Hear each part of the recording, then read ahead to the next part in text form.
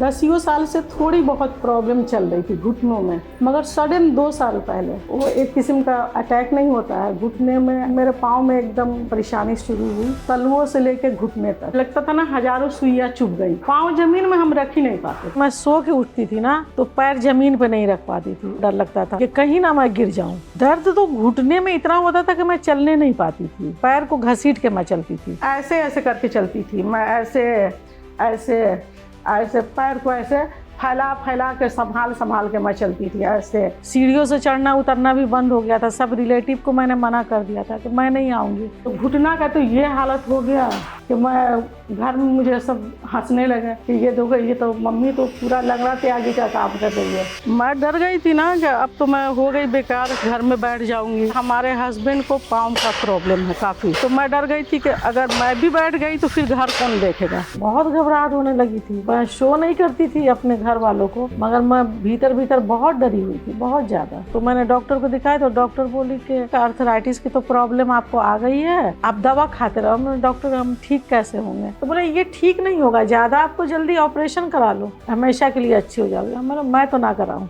Operation. Allopathic वालों ने डर बिठाया, आपकी एज हो गई है, घुटने मोड़ना मत, नहीं तो ये कुछ ब्रेक कर जाएगी अंदर में। इस डर से मैं कुर्सियाँ बैठती हूँ। हमारी वाइफ सीमा हसनैन, उनको एक पेन होता था, नसों का पेन, जिसको शायद डॉक्टर सटीका पेन कहते हैं। उसके लिए उनको साल में एक मरतबा 15 या 20 इंजेक्शन का डोज भी दिया जाता था। फिर उनकी उंगलियों में, पाँव में तरह तरह का दर्द शुरू हुआ और जांच पड़ताल और सारी कोशिशों के बाद ये पता लगा कि वो आर्थराइटिस की भी मरीज है। और हमारे डॉक्टर्स, एलोपैथिक डॉक्टर्स, उन्होंने ये कहा कि ये तो ट्रेलर है, अभी पिक्चर बाकी है।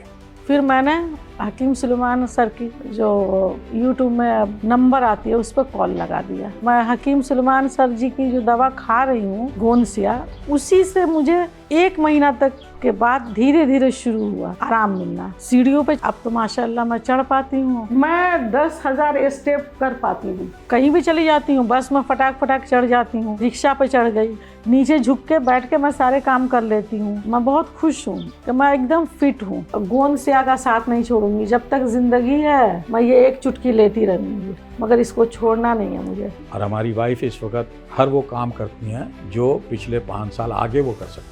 अब मैं ये पूछना चाहता हूँ, ये आपके हाथ में गोनसिया है जी। ये नहीं होता, अगर ये आपकी ज़िंदगी में नहीं आया होता तो आज क्या आलम होता? मैं तो बोल नहीं पाऊंगी मैं क्या होती हूँ, अल्लाह बेहतर जानता है कैसी मेरी हालत। अच्छा, मुझे यहाँ एक बार बैठ के दिखाएंगे, आपको हाथ लगा के किस किस जगह ज़्यादा प्रॉब्लम होती थी?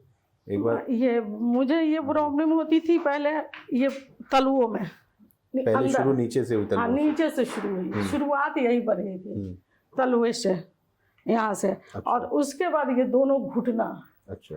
तो घुटना का तो ये हालत हो गया कि मैं घर में मुझे सब हंसने लगे कि ये देखो, ये तो मम्मी तो पूरा लग रहा था आगे का काम कर रही है।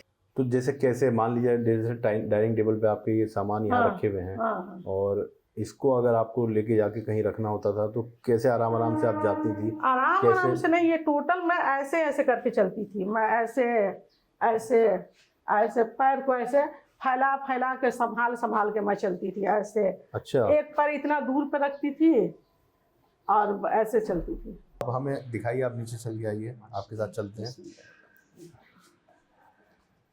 ये देखिए, मतलब अब आप एक कदम भी नहीं रख रही हैं? नहीं, पूरे कदम रख रही हैं। हाँ, माशाल्लाह माशाल्लाह। तो ये देखिए सीमा जी, माशाल्लाह कितना बदलाव इनकी सेहत में आया है। और ये गोनसिया के बाद है जी, यानी गोनसिया लेने से पहले जो दर्द था घुटनों में, उसमें आप नीचे उतरने का बिल्कुल नहीं सोच पाते थे? जी नहीं, कि गिर जाएंगी या घुटनों में चढ़ना उतरना दोनों ही भूल गई थी। जी। पहले नीचे बैठना हो पा रहा था गोनसिया खाने से पहले ज़मीन पे? नहीं, उस वक्त तो बहुत तकलीफ थी। नहीं, उस वक्त तो सोचना ही मुश्किल था, बहुत। अभी आप आसानी से बैठ के उठ जाते हैं? हाँ, कोई तकलीफ नहीं है। मतलब जैसे सब्जी वगैरह कुछ काटना हो या कुछ काम हो? आराम से, मुझे कोई तकलीफ नहीं है, अल्लाह का शुक्र है, कोई तकलीफ नहीं है। गोनसिया है अभी आपके पास? जी। एक बार दिखाएंगी? ये रही गोनसिया। ये गोनसिया आप पिछले 6 महीने से ले रही हैं? हाँ, पिछले 6 महीने से ये तीसरा डब्बा मेरा है। अच्छा, पाउडर बना? हाँ, पाउडर बना। इसको निकाल लिए ढक्कन में पाउडर को, चम्मच से निकालूं? ऐसे निकाल लीजिए, पलट लीजिए थोड़ा सा और दिखाइए हमें कि ये गोनसिया आपके पास कैसे आया था। मतलब क्या ऐसी पाउडर था? ये छोटे छोटे टुकड़े में था, पत्थर की तरह। इतने बड़े बड़े टुकड़े, पत्थर के तरह टेढ़े मेढ़े टुकड़े थे, काले काले।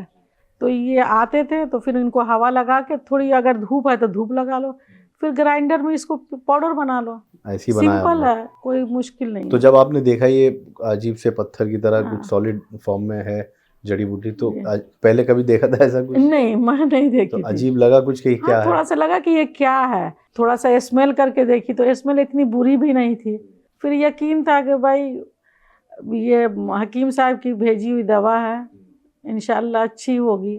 फिर यकीन करके, भाई सबसे बड़ी चीज़ यकीन है। अब मैं ये पूछना चाहता हूँ, ये आपके हाथ में गौनसिया है, जी। ये नहीं होता, अगर ये आपकी ज़िंदगी में नहीं जी। आया होता तो आज क्या आलम होता? मैं तो बोल नहीं पाऊँगी, मैं क्या होती, अल्लाह बेहतर जानता है कैसी मेरी हालत होती। मेरी हालत तो बहुत ख़राब थी और तकलीफ़ रुक नहीं रहा था, घबरा घबरा के एलोपैथिक में भागती थी, पेन किलर खाना पड़ता था, और ये पेन किलर से मैं बहुत भागती हूँ।